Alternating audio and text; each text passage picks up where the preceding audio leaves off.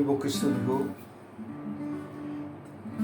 ये गीत जो मैं गाने जा रहा हूं, तुझे यीशु बुलाता है, आवाज उसकी सुनो। तुझे ढूंढने आया है, अपने दिल में उसे ले लो।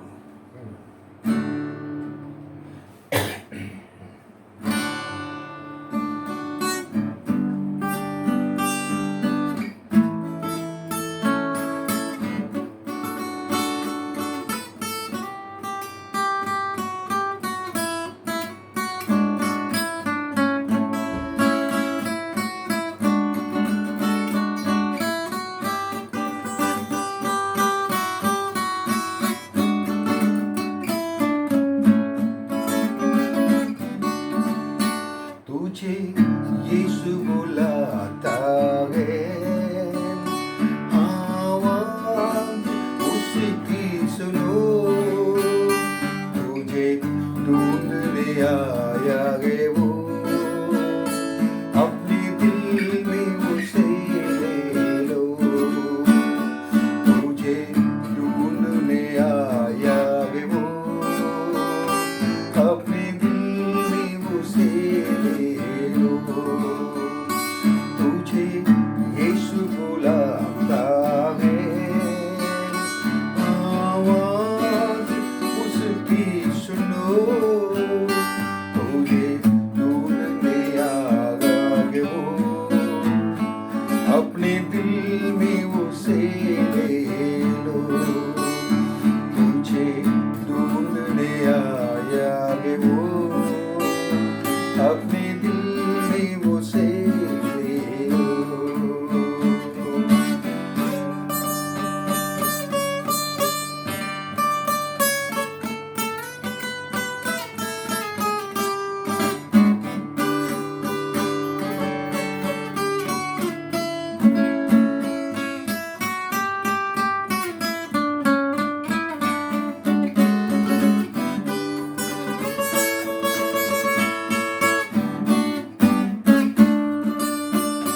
तुझे नाम लेके बुला रहा, अपने पास आने को।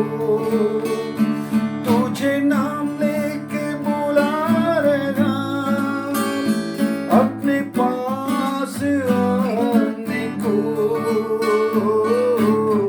चले हुए हाथों को प्यार से बढ़ाकर, छिड़े हुए हाथों को प्यार से बढ़ाकर अभी बुला रहेगा। तुझे यीशु बुलाता है, आवाज उसकी सुनो। तुझे ढूंढने आया है वो, अपने दिल में उसे ले लो। तुझे ढूंढने आया है वो, अपने दिल में उसे ले लो।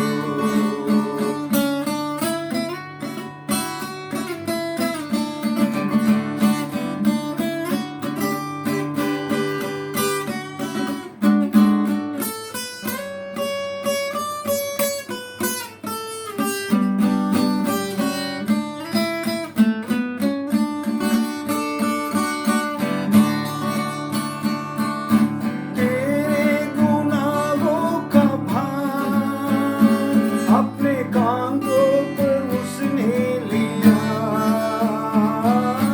तेरे गुनाहों का भार अपने कांधों पर उसने लिया। घायल हुआ वो तेरी खातिर, घायल हुआ वो तेरे ही खातिर अभी बुला रहेगा। तुझे यीशु बुलाता है, आवाज उसकी सुनो। तुझे ढूंढने आया है वो, अपने दिल में उसे ले लो। तुझे ढूंढने आया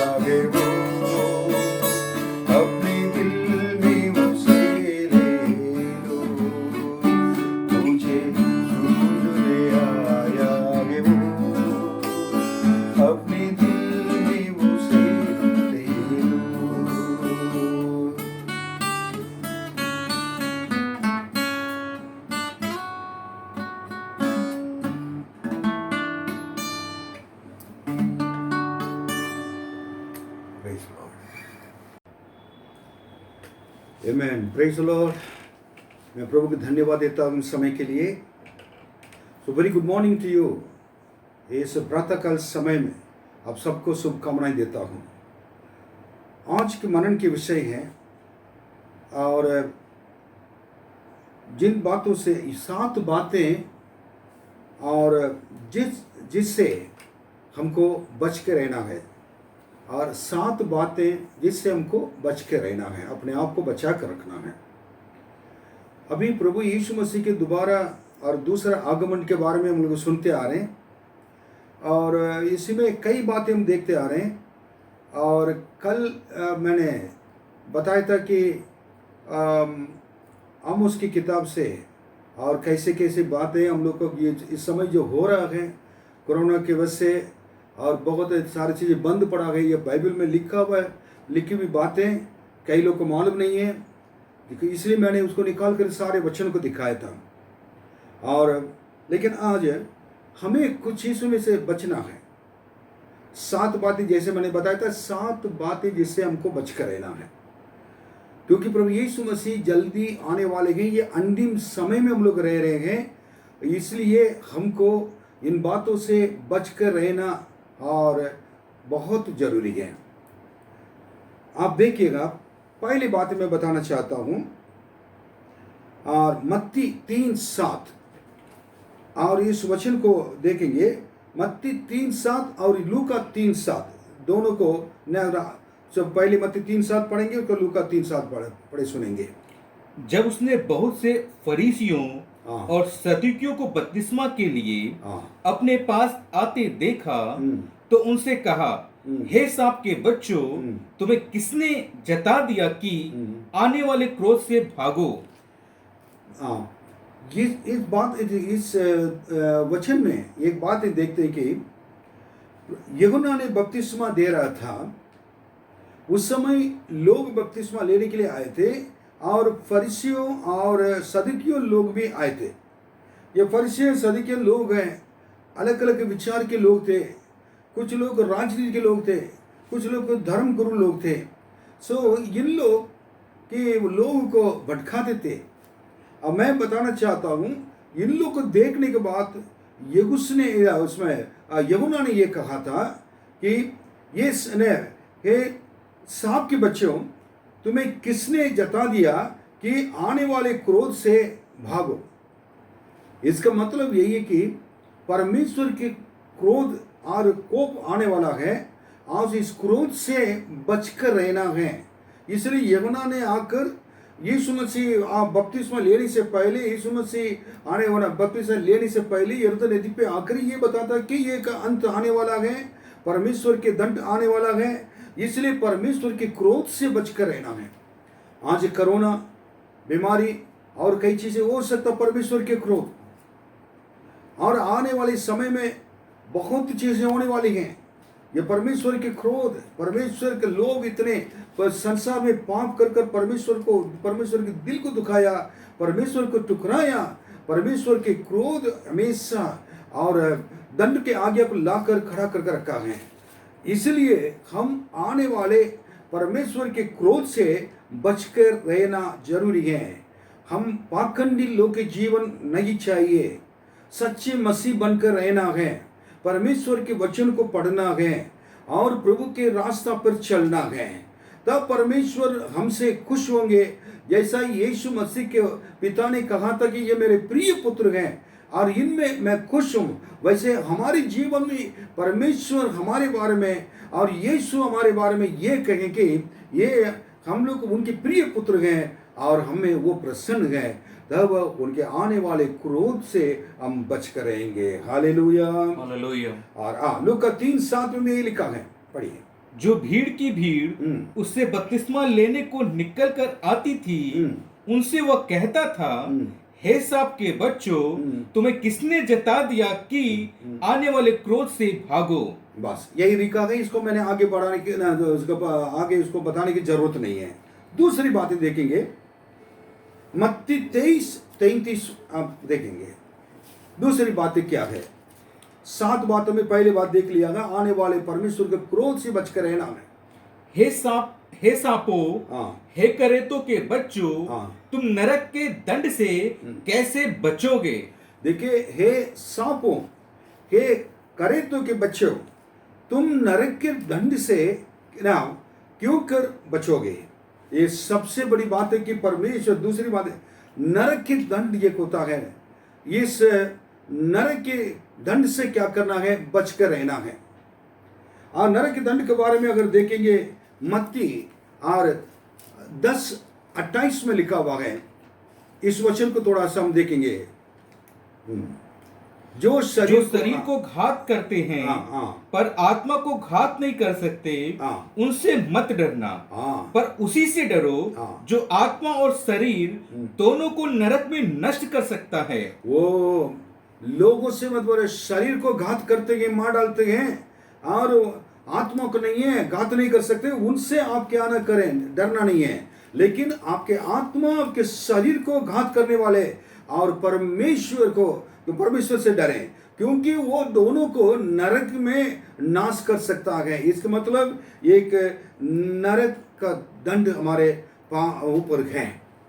इस संसार में जितने लोग परमेश्वर को नहीं जाने, जीवित परमेश्वर को, उनके आज्ञा को पालन नहीं किए और उनके वचन को ठुकराया, और बाइबल में लिखा, जो कोई मुझ पर विश्वास करेगा ना नाश नहीं होगा, लेकिन विश्वास नहीं करेगा वो उनके दंड पाएगा। इसलिए नरक के दंड से बचकर रहना जरूरी है। और कई बातें उसमें हैं, मैं बता सकता हूं, लेकिन समय तो नहीं है। लेकिन याकूब की पत्री और 3:6 थोड़ा सा सुनिए। जीभ भी एक आग है। देखिए, जीभ भी एक आग है। जीभ हमारे अंग में अधर्म का एक लोक है, और सारी देह पर कलंक लगाती है। वो जीभ इतना एक आग की तरह हमारे देश में कलंक लगा देती है, और जीवन गति में आग लगा देती है, और नरक कुंड की आग से जलती रहती है। नरक कुंड की आग से जलती रहती है। इसका मतलब क्या है? ये जीव भी एक ऐसे पाप करता है, और ये कि हमें आखिरी में नरक के कुंड में ले जाकर क्या करता है? जला देता है। एक नरक इसी प्रकार है, ना कीड़ा मरेगा, नरक में, नरक के आग में कीड़ा मर सकती है, और ये कि कोई चीज को दाम बिल्कुल उनका मृत्यु नहीं है, हमेशा के लिए अनंत काल के लिए तड़पते रहेंगे। इस शरीर में, इस संसार में जितनी दर्द होती है उससे कई गुना दर्द होगा, लेकिन मरेंगे नहीं। ऐसी जगह पर जाने के लिए ना आप चाहेंगे ना हम चाहेंगे। तीसरी बातें हम बचकर रहने का है। और दूसरा पत्रस 1:4,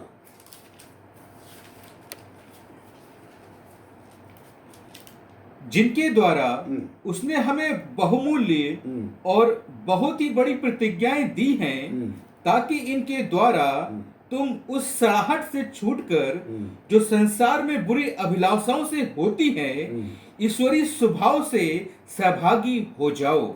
दोबारा उसी को पढ़े तो ताकि जिनके द्वारा उसने हमें बहुमूल्य और बहुत ही बड़ी प्रतिज्ञा दी है। परमेश्वर ने इतना बहुमूल्य बहुत बड़ी प्रतिज्ञा दिया है, ताकि इनके द्वारा तुम उस सड़ाहट से छूटकर, किसमें छूटकर? सड़ाहट में मिल से मरी हुई चीजें जो बिल्कुल सड़ जाता है, हमारे जीवन में परमेश्वर पसंद नहीं करते हैं, शरीर का अभिलाषा है, और उसमें से छूटकर जो संसार में बुरी अभिलाषाओं से होती है, जो संसार में बुरी अभिलाषाओं से होकर वो बिल्कुल सड़ जाती है, ईश्वरीय स्वभाव के सहभागी हो जाओ। उससे हम छूट कर क्या करना है कि ईश्वरीय स्वभाव के और सहभागी के क्या तुम बन जाओ। इसके मतलब यही कि आने वाले और ये संसार में शारीरिक अभिलाषाओं से, संसार के बुरी अभिलाषाओं से बचकर, और उसी के द्वारा जितनी चीजें होती है हमारे जीवन में, हमारे जीवन के खराब करने वाले और सड़ाने वाली चीजों से हम बचकर रहना, और उससे बचकर परमेश्वर के स्वभाव को क्या है कि पहनकर उनके लिए हमको जीना है। Hallelujah, hallelujah. क्योंकि हमें परमेश्वर ने ऐसा हमारे लिए एक वरदान दिया है। परमेश्वर का प्रेम हमारे अंदर है, और परमेश्वर के भाई मानने से हम क्या कर सकते? नीति वचन 8:13 में लिखा गया, परमेश्वर के भाई मानना, बुराई से ना नफरत करना है, बुराई से क्या करना? बैर रखना है। एक छोड़ना अलग बात है कि बैर रखना मतलब कि मैं बिल्कुल नहीं चाहता हूं बुराई से, शारीरिक अभिलाषों से दूर रहना है। कितनी बड़ी बात है। तीसरी चीज, आज संसार में जो चीज, मोबाइल ले लीजिए और सारी चीजें ले लीजिए और देखिए, टीवी देख लीजिए, लोग जो शारीरिक अभिलाषों को जो बढ़ाने वाली चीजों को ज्यादा देखते हैं, गंदी गंदी चीजों को देखते हैं। लेकिन जवान लोगों को परमेश्वर ये वार्निंग देता है। The Lord is warning the young people to be away from all this lustful life. प्रभु यीशु जल्दी आने वाले हैं। चौथी बातें देखेंगे, और दूसरा पत्रस 2:20 में क्या लिखा है। पहला मैं बताऊंगा, आने वाले परमेश्वर की क्रोध से बचकर रहना है। दूसरी चीज है, आने वाले नरक के दंड से बचकर रहना है। और उसके बाद शारीरिक अभिलाषाओं से, और वो जिसके द्वारा हमारे जीवन बिल्कुल बर्बाद हो जाता है, सड़ जाता है, और उसे छूटकर परमेश्वर के स्वभाव को पहनकर हमको रहना है। और ये 4 देखिएगा।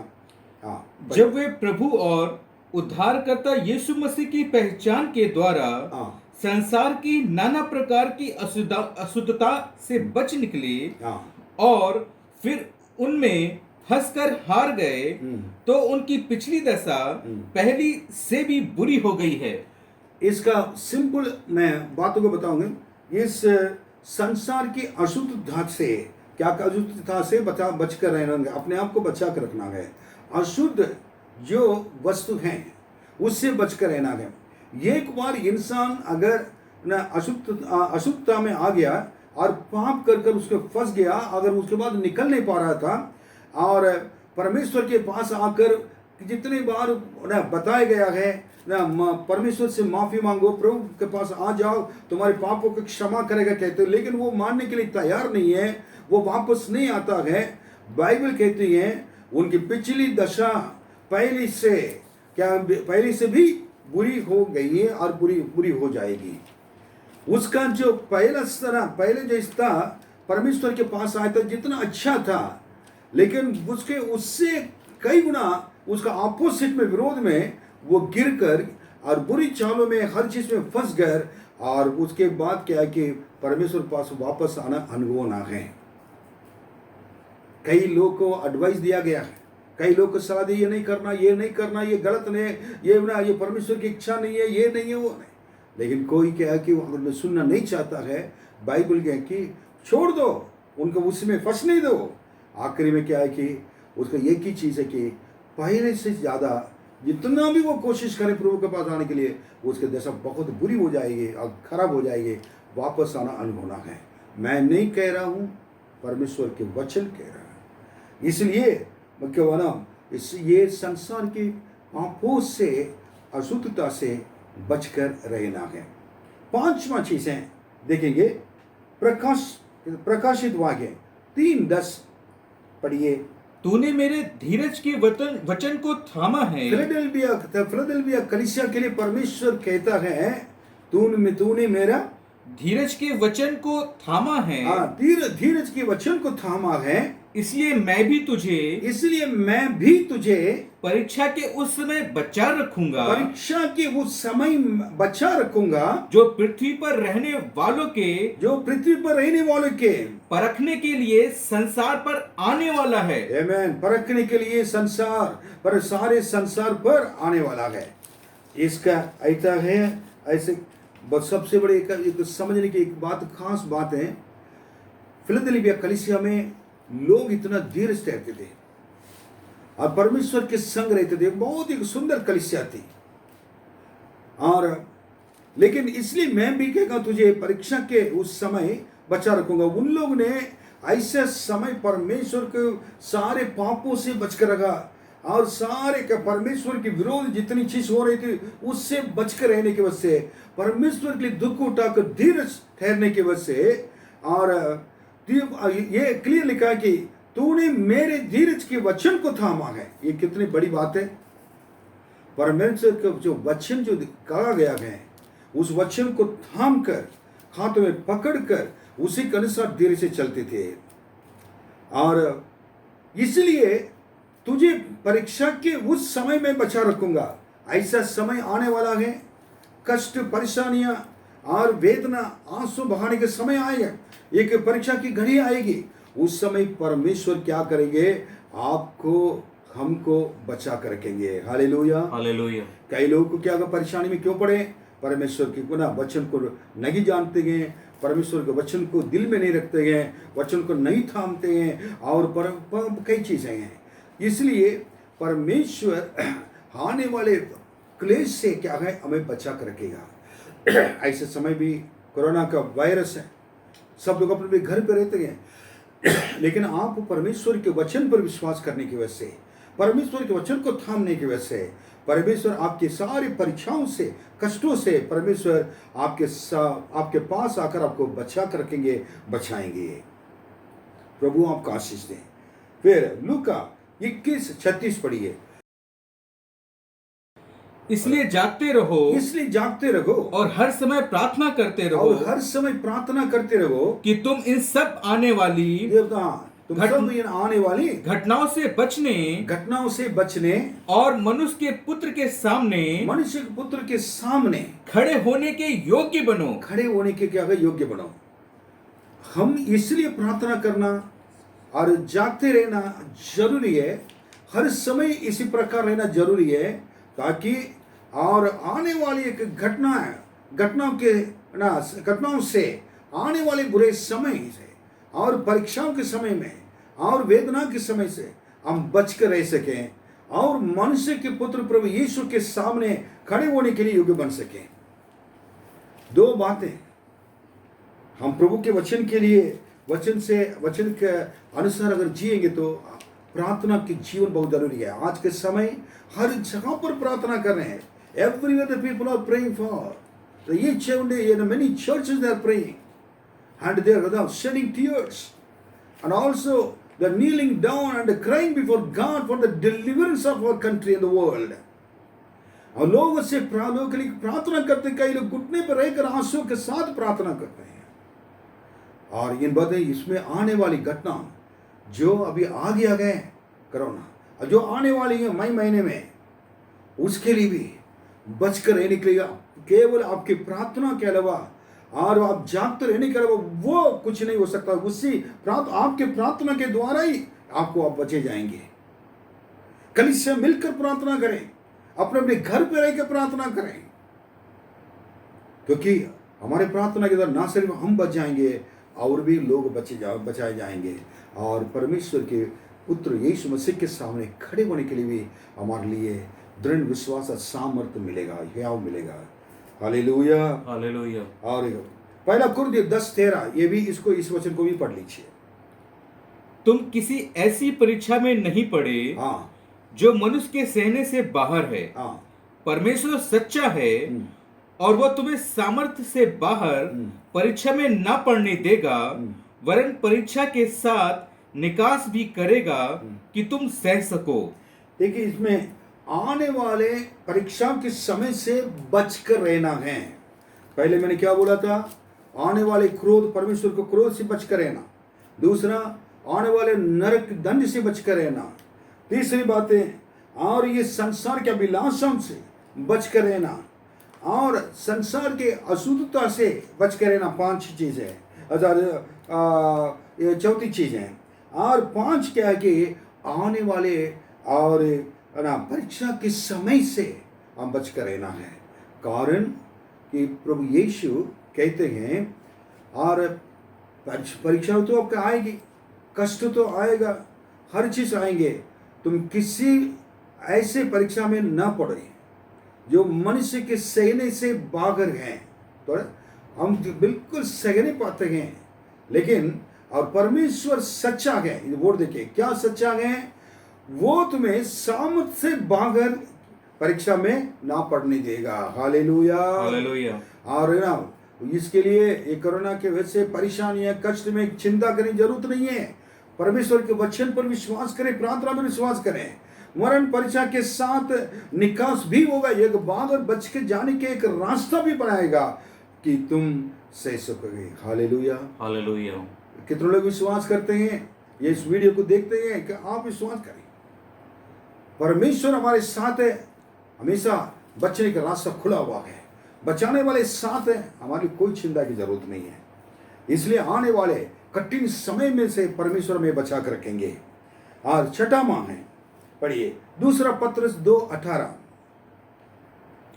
वे व्यर्थ घमंड की बातें कर करके लूचपन के कामों के द्वारा उन लोगों के शारीरिक अभिलाषाओं में फंसा लेते हैं जो भटके हुओं में से अभी निकल ही रहे हैं। अब देखिए लोग इसमें है कि वो व्यर्थ घमंड की बातें कर करके, आज लोग इसी प्रकार परमेश्वर के लोग भी सच नहीं बोलते हैं। मुंह खोलेंगे तो कई लोग क्या वो झूठ निकलता है, कई लोग के अंदर ना सच्चाई बिल्कुल खत्म हो गया है। मेरे भाई बहन अंतिम दिनों में रह रहे हैं, हम व्यर्थ घमंड की बातें ना करें, कर कर कर और लुचपन के कामों के द्वारा जोड़ दे के लुचपन और नीच कमाई के लिए और उन्हें उन लोगों को शारीरिक अभिलाषा में फंसा लेते हैं। हम बिल्कुल ना चालाकी से लोगों को क्या करते हैं कि ऐसे फंसा कर और धोखा देकर उनको पापों में गिरा देते हैं और उनमें से आपको क्या करना है, और जो भटके हुओं में से अभी निकल ही रहे हैं और उनमें से कोई बच नहीं पाते हैं, ऐसे लोगों से क्या करना है, बच कर रहना है। इसका मतलब चालाक लोगों से बच कर रहना, धोखा देने वाले से बच कर रहना है, घमंड व्यर्थ घमंड की बातें करते हैं उनसे बच कर रहना है। प्रभु आपसे प्रेम करते हैं, प्रभु के नजदीक रहना है, शारीरिक अभिलाषों में और नहीं पड़ना है और परमेश्वर से माफी मांगकर उनके पास आकर और प्रभु की नया जीवन, नए रास्ता, नया जीवन और प्रभु के सामने बिताना है। प्रभु यीशु जल्दी आने वाले हैं, ऐसे लोग से बचकर रहना है। प्रभु के साथ रहने वाले व्यक्ति इन सारी चीजों में से फंसेंगे नहीं। Hallelujah, hallelujah. अपने आपके समय बहुत इंपॉर्टेंट। कई लोग अपने समय सही सुबह से लेकर शाम तक बेमतलब घूमते रहते हैं, उनके कोई चीज नहीं है, कोई ना कोई बातें, ना कोई डिसिप्लिन है, कुछ भी नहीं है। मैं प्रभु को धन्यवाद देता हूं और इनमें से बचकर रहना बहुत जरूरी है। ऐसे लोगों से आपके घर पे आकर लोग को बुराई करते हैं, आपको क्या करते हैं, गलत रास्ता में ले जाते हैं और आपको क्या धोखे में क्या करते हैं, मैं आते हैं प्रभु के नाम से, ये उनसे बचकर रहो। ओके, देन उसके बाद आखिरी में बताना चाहता हूं इब्रानियों के पुस्तक 2 अध्याय और पहला, दूसरा, तीसरा पढ़िए। इस कारण चाहिए कि हम उन बातों पर जो हमने सुनी हैं और भी मन लगाएं, ऐसा न हो कि बहकर उनसे दूर चले जाएं, क्योंकि जो वचन स्वर्गदूतों के द्वारा कहा गया था, जब वह स्थिर रहा और हर एक अपराध और आज्ञा ना मानने का ठीक ठीक बदला मिला, तो हम लोग ऐसे बड़े उद्धार से निश्चिंत रहकर कैसे बच सकते हैं, जिसकी चर्चा पहले पहल प्रभु के द्वारा हुई और सुनने वालों के द्वारा हमें इसका निश्चय हुआ। इसका सारांश मैं क्लियर बताऊंगा। प्रभु ने हर एक व्यक्ति को बचाया है। जब प्रभु यीशु को उन्होंने आपने ग्रहण किया था, आपने उद्धार पाया है। इस उद्धार को जिस दिन उद्धार मिला गया, उस दिन प्रभु यीशु के साथ जीने के लिए आपने एक प्रतिज्ञा कर उसके बाद यीशु के साथ चल रहे हैं। इतने बड़े उद्धार को और निश्चिंत ना रहकर, क्योंकि उसके बाद उसको लापरवाही से और उसको क्या कहते हैं कि उसके बारे में नहीं सोचा, प्रभु ने आपने बचाया गया। अगर इस उद्धार के बारे में, जिस उद्धार ने आपने पाया गया, उसमें आप नहीं चल रहे हैं और उसके बारे में सीरियस नहीं है। कई लोग यीशु को ग्रहण किया, पापों को छोड़ा, लेकिन उसके बाद को उस उद्धार को क्या गए, पापों के वजह से क्या गए, उसको नेग्लेक्ट कर दिया गया। जिस दिन यीशु आपको बचाए थे, यीशु के लिए जीने के लिए निर्णय लिया, आखिरी तक आपको क्या करना, उसी में चलते रहना है। अगर लापरवाही से चलेंगे, आपकी प्रार्थना के जीवन में लापरवाही, बाइबल पढ़ने के जीवन लापरवाही, उद्धार के नाम जो आपने पाया है उस आत्मिक जीवन के प्रति लापरवाही अगर करते जाएंगे, उस लापरवाही आपके लिए परमेश्वर के दंड को लेकर आएगा। इसलिए उस परमेश्वर के दंड जो हमारे ऊपर आने वाली हैं, उससे बचकर रहना है। जितने लोगों ने यीशु को ग्रहण किया, उद्धार के अनुभव को ना उसको खो दिया है और उसके बाद यीशु पर चल नहीं पाते हैं, उनके लिए आखिरी में परमेश्वर के दंड से क्या अगर बच नहीं पाएंगे, भुगतना पड़ेगा। इसलिए हम सब यीशु को, प्रभु जी धन्यवाद, मुझको ये 7 बातें अपने बताया है, उस परमेश्वर के दंड से बचकर रहना हम रहने के लिए चाहते हैं। ये 7 बातों को दोबारा आप अपने घर पे इसको दोबारा सुनिए, सुनकर लिख कर रखिए, उसके बाद अध्ययन कीजिए। उसके बाद अगर आपको समय मिलेगा तो मुझसे फ़ोन पे भी बात कर सकते हैं। प्रभु आपको आशीष दें। आइए हम प्रार्थना करेंगे। प्रभु आपके बच्चे को ऊपर आपके दया की खात रखें। ये 7 बातें प्रभु जी उस जिनसे हमको बच कर रहना है, प्रभु जी आप अनुग्रह कीजिए। पवित्र आत्मा आपके बच्चों से बातें करिए। आपके नाम की स्तुति हो, यीशु के नाम में मांगते हैं, आमीन। प्रभु आपका आशीष दें।